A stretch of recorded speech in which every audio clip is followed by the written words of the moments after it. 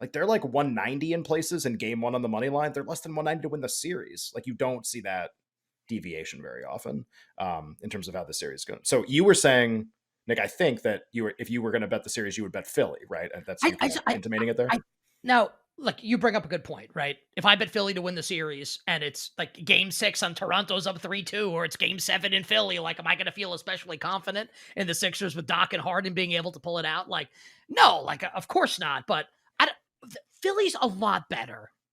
Like this, it would be monumental, like a monumental letdown, like a monumental collapse for Philly to not win this series. And I know like they had one last year against Atlanta, but that was legit. Like at least Harden's going to play.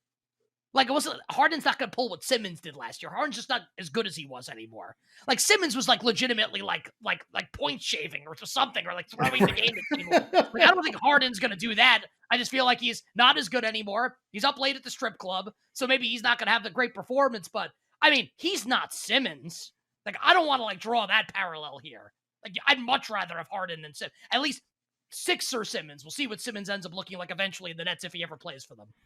Yeah, here's why this is just so tough. Like to make a bet right now, I guess on this series, I don't think it's tough to make a valuable bet on this. And I don't have to.